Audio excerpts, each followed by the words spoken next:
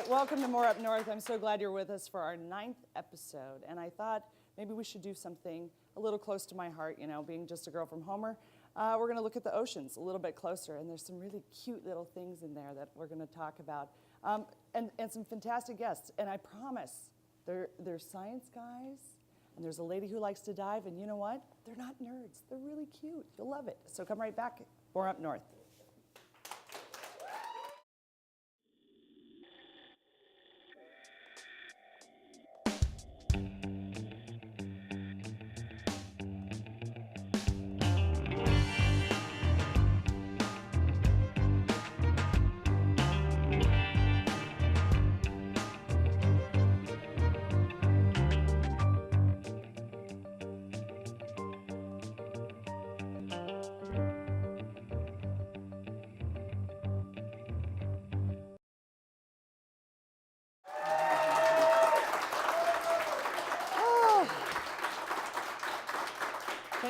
Thank you very, very much.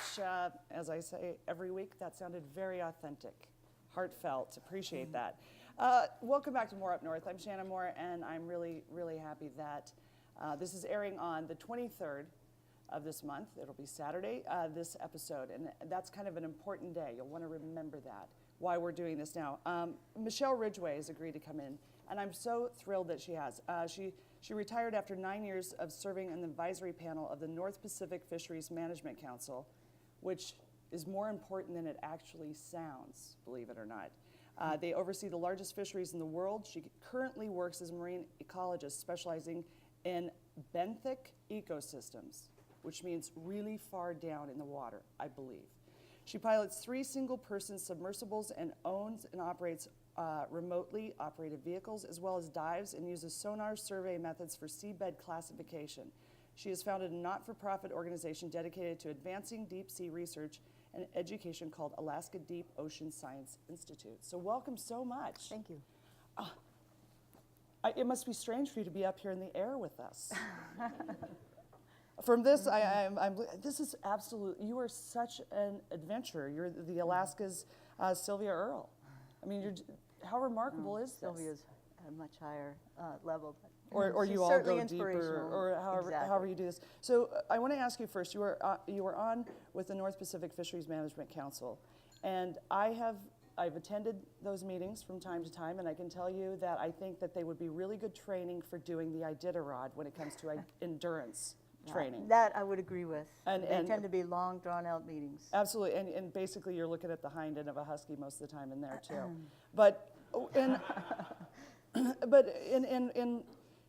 sitting through those meetings, the politics and then the science, they're so separate. And you seem very science-based in what you're endeavoring now. How challenging was that, sort of the politics of being on a council like that? Well, it's certainly challenging. The North Pacific Fishery Management Council prides themselves in trying to listen to the best available science and actually has a science and statistical committee, but of course the committee is selected by the council, so that's somewhat can dictate which scientists you hear from. But there's some very sincere and great scientists on the panel. The advisory panel operates in a very different way. What I have tried to do over the years was incorporate the advice of some of the science panel into decisions made by the advisory panel, which is largely an industry panel. I served in the conservation seat for all those years and tried to share the scientific insights I could and tried to meld them into our decision making. And yes, it was an endurance feat for sure. You could go to insurance seminars now. Just sit there for days and be fine. Yeah, it's a tremendous challenge though, and so worthwhile because we have a lot at stake with our marine resources being so incredibly rich and worth preserving for sure. Absolutely, so many things depend on it. I mean, it's unfathomable to think that one council could be able to really take on such a huge project. And your time there, I know, was really valuable for all of us. So now you've gone on to this whole other mission. You want to talk about that? Because I'm really claustrophobic.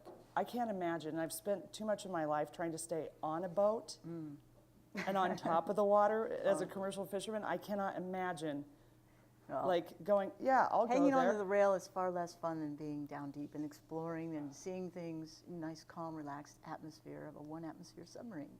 You might want to give it a try sometime. So it's very comfortable. That's gonna happen. Yes, Hey, that adventure will be brought to you by Xanax as a sponsor, I assure you.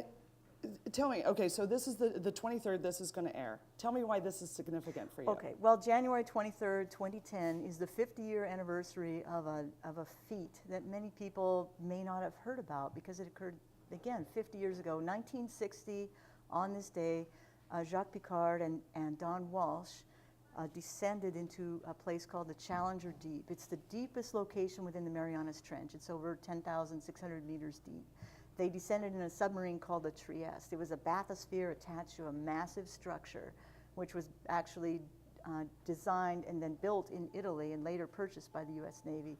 These two gentlemen descended down to the bottom of the sea, the deepest place in planet ocean. Was there a hole in the bottom of the sea?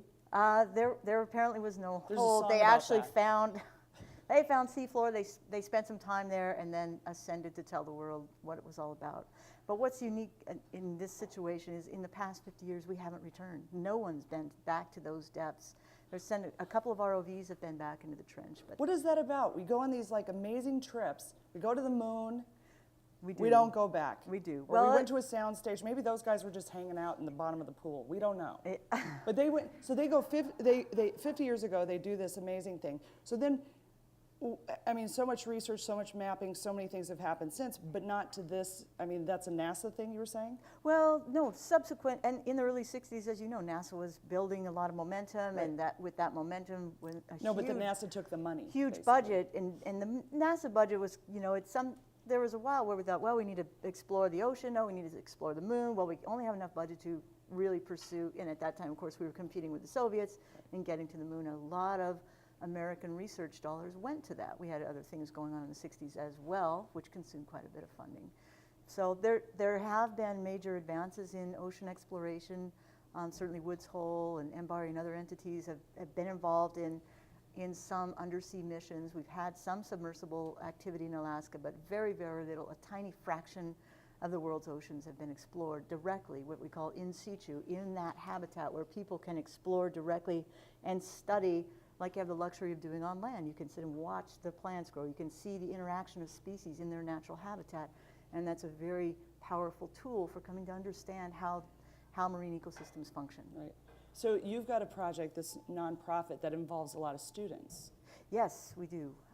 We do. We have a project called Under Alaskan Seas Expeditions, launching this year. And it basically involves, it's a 3-year program. We're planning to spend about a month at sea per year on a large vessel, about a 230-foot vessel. And we will be doing two main things. We have a core science mission involving universities, professors, and state and federal agencies, and scientists from pretty much all over the planet. Russian Academy of Sciences is involved, University of Alaska is involved. And the core science mission involves looking at a fine scale effects of ocean acidification on organisms. We're looking at benthic ecology, primarily focusing on some deep habitats in Alaska, starting in the north with the Arctic's undersea canyon called Barrow Canyon, working in the Bering Sea, in Bering Sea Canyon, Zemchug, largest undersea canyon in the world, and Pribilof Canyon. And then in year 3, we will not descend in submersibles, but we'll be using very large ROVs to descend into the deepest location in Alaskan seas called the Aleutian Trench, around 8,000 meters deep. So that's the core science route and general game plan, but we'll also be engaging students. An entity that's fairly new to Alaska called COSI, the Center for Alaskan Science Excellence, is run by a woman named Marilyn Sigmund, has many partners, and they will be involved in conducting outreach to schools throughout Alaska. Every student, whether they're in Tok Junction, whether they're on the coast, Metlakatla, Kaktovik, wherever, students that are in the school system in Alaska will hear about this and be invited to participate either directly by coming on the ship, joining us for a short expedition that students will help design out of major ports around the state, and some will be invited to join us out at the canyons and in the Aleutian Trench in our core science missions. COSI will also be coordinating with the Alaska Sea Life Center, who will be broadcasting our expeditions live, as well as sort of packaging and redistributing elements of the expedition later in the school year to students Right, through they a can virtual just- field trip mode. Right, virtual